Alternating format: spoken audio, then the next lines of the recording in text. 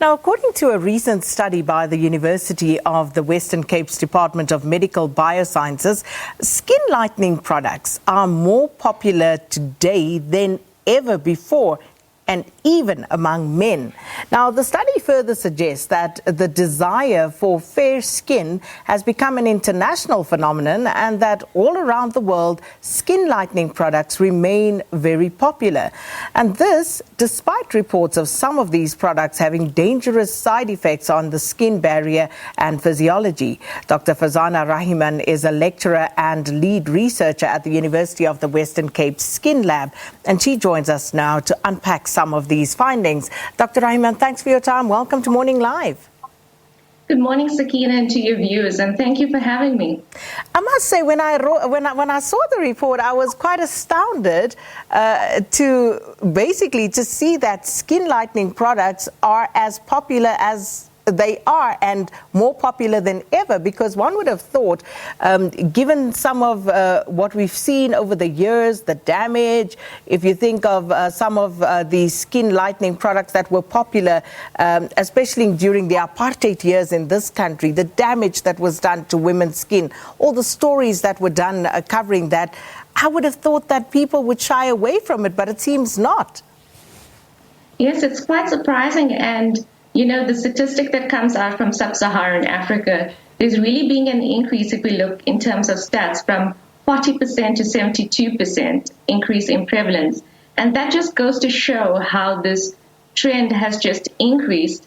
And over the past few years, we've seen a surge in the use of skin lightening products, especially in the East and parts of Africa. And so this really prompted us as researchers, to investigate such a trend within South Africa and see what actually is going on. So, what is behind this trend? What is driving the need for people to feel that they need to lighten their skin tones? Okay, so Sakina, that's quite a complex question. And in terms of this study, it's a cross-sectional design. So we cannot draw causal conclusions from it. But if I speak in terms of the literature, there are two real themes or reasons that come across. The first, of course, is the medical aspect. So both men and women, for example, are prone to hyperpigmentation or melasma. And so they opt for such products, which can be obtained through a dermatologist or a medical profession. And then on the other hand, we've seen through the anecdotal evidence and the scientific literature that people prefer a fair complexion because it's somewhat associated with attractiveness and confidence. And that in itself is startling, because you would think that the wiser we grow, the more information at our disposal, which we would like to think would render us wiser somehow, that we would make better decisions. And given what we know about some of the harmful side effects of many of the products that people do use to lighten their skins, people still opt for this. And surprisingly, men are also part of this phenomenon. Yes. And again, in terms of the study, we found a low prevalence rate, which was roughly 12% among the group of adults. And this was young adults between the ages of 18 to 30. So although there was a low prevalence, it was surprising for us because we found that there was an equal likelihood for men and women to use these products. And, Sakina, if you think about it, over the recent decades, or recent years rather, you find that men have become comfortable with themselves in terms of grooming, and the metrosexual man has really made his presence felt in society. And so the cosmetic industry has targeted this and put in, and has made these products available that is associated with, again, attractiveness. You speak about young adults. So talk to us a little bit more, if you will, Dr. Rahiman, about the sample that was used. Okay, so according to the anecdotal evidence coming from Africa and Asia, we find that there is an increase in the amount of usage in terms of these products within that age category, 18 to 30. So with this sample, we investigated a group of 401 students, also between those ages, and included both male and female of all races. Which is very interesting. But then celebrity culture and, social media, and this is, of course, where most young adults would congregate today. What sort of impact did your study find, if you did look at it from that perspective, did these sort of influences have on people's choices? So one of the very interesting findings was in terms of influential factors that came up. So we asked participants, what do you think most influences those that use skin lightening products? And we gave them a list that ranged, from television to family and friends, etc. And the two common things that came up was social media and family and friends who were already using skin lightening products. So if I talk in terms of family and friends, that is, family really plays a pivotal role in one's perception, identity, through this process of socialization. And so it makes sense that this is such an important or influential factor. And then in terms of social media, we've seen through the decades how social media has just evolved into such an influential platform. And like you mentioned earlier, it's a platform that is used even more widely now by public figures and local and international celebrities. And these celebrities, some of which have, openly displayed the use of skin lightening products.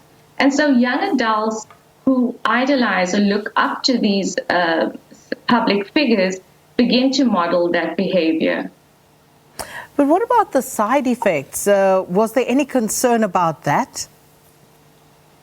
In terms of the study, we found, and again, because the prevalence was quite low, we associated that with the high levels of knowledge in terms of the students being knowledgeable about the side effects of these products. And so it makes sense that those individuals were deterred from use. But if we talk about side effects, these skin lightening products on the market can cause both systemic and cutaneous side effects, which could be quite detrimental to one's health. And just to speak a little bit about that, in terms of systemic effects, you could see anything from renal effects to affecting the brain. The most common products on the, common ingredients contained in these products include mercury or hydroquinone. And as you know, mercury can be quite toxic. With hydroquinone, it can actually cross the placenta and affect fetal development. And in terms of the cutaneous effect, we find that it can cause disfiguring conditions like acronosis, which a dermatologist will tell you is quite difficult to treat. I mean, some researchers say that it would actually require skin grafts or intense laser treatments, which not everybody can afford.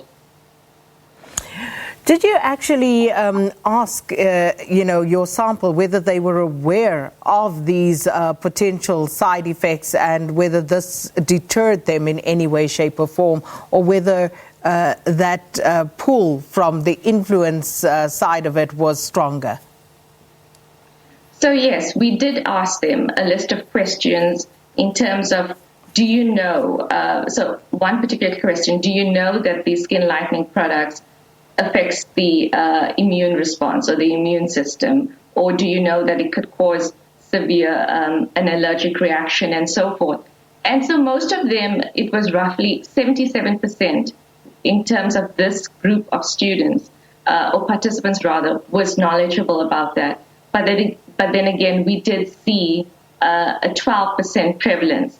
So although some of the students were aware of it, they did participate or knew of family members who was engaging in this practice.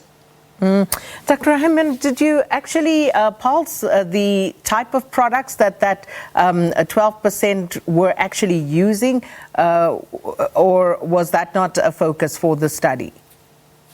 No, unfortunately, this is not. It wasn't the focus of the study, but they did report on the use of anything from creams to pills or lotions that was accessed either from a family or friend that was a user, or from their local supermarket, or from a clinic. And I'm particularly interested still in the cultural perspective of all of this, because, as you said, certain countries in the world, they are also seeing similar trends to what your sample actually indicated. So just in terms of where we are as a country, as a nation, those cultural considerations, is that, a real strong consideration still today, where people really strongly believe that the lighter skin, the fairer skinned you are, the prettier you are? Okay, so it's quite a complex issue, Sakina, and it will really involve a multidisciplinary team of researchers in terms of, so researchers like myself together with social scientists and psychologists to delve deeper into what is the root cause of people wanting to lighten their skin. And we've actually seen individuals now doing whole body lightening. So that is a big question that still remains, and we most certainly will require more research into that aspect. And just in terms of the whole body lightening, and we see quite a few celebrities going through that and doing that. Did you find that in your sample, people were actually willing to go that far? So again, we didn't assess that in this study. But, if we had to talk a little bit about whole body lightening, the common trend right nowadays is intravenous glutathione treatment, which actually lightens the entire body. And although this type of treatment, so let's just say this first, that glutathione is a powerful antioxidant that is commonly produced in the body. So that's been associated with some beneficial effects, such as liver function or a heightened immune response. However, with that said, the clinical studies that have been done is quite limited. So people who participate in such treatment might have to endure the short-term effects, which could include anything from abdominal cramping to a rare side effect like Stevens-Johnson syndrome that requires, which is a serious condition that requires hospitalization. So yes, it's quite dramatic. It can be a dramatic effect where a person can go 2 to 3 shades lighter of their skin. But again, it's a treatment that is not, according to the evidence, it's a treatment that is not sustainable. It has to be constantly maintained. And bringing that back to the research in terms of the long-term effects, we cannot give you a clear answer as to what are the possible side effects on that. And I'm totally intrigued by that, because you say it's not sustainable, so there needs to be ongoing treatment. What exactly does that treatment entail? Because I'm really curious to understand what is the treatment protocol for you to undergo a whole body lightening process? So according to my limited knowledge on this aspect, it's basically an intravenous drip. And it contains, of course, the key ingredient, which is the glutathione that is used to lighten the entire body. And once that treatment, so you have to go in on regular visits in order to ensure that you still continue to see this lightening effect. But it has to be maintained. Once you stop the treatment, you're going to slowly go back to your normal skin tone. Wow. And it's quite an expensive form of treatment, so not everybody can afford it. And my concern is the long-term effect, because you've got to maintain it. There's going to be the long-term effect, which is questionable. And so the research really needs to, focus on that. So what are some of those long-term effects? Because, you look at people who have done this, some people that I've happened to come up close to, and they almost look translucent. You're almost too scared to touch them. It looks as though it could hurt. So, again, the clinical data is so limited. However, from the anecdotal reports, the skin becomes really thin and fragile. And I'm sure there are some systemic effects, but there's no literature or evidence to substantiate that or give us those answers yet. Yeah, that's all totally fascinating. So I would imagine that given this first set of results, you will be going further. I would hope so, because there's still so many questions.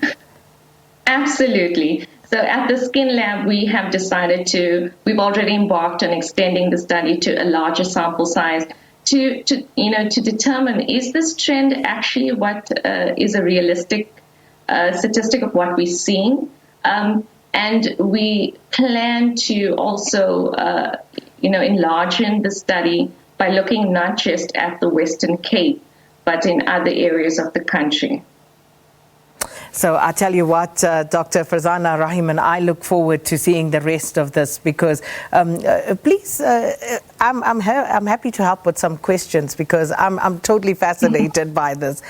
Just to understand better, the psychology behind someone who would want to do this, and what it is that drives them really at their rudiments. But thank you so much for your time this morning. Dr. Farzana Rahiman is a lecturer and lead researcher of the University of the Western Cape Skin Lab.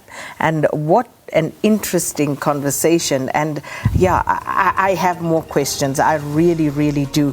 KG Mweketsi, KG, you're laughing at me. I don't know, I promise you, I have stood next to someone who's had their whole body bleached, and I promise you that skin looks translucent. It doesn't look healthy.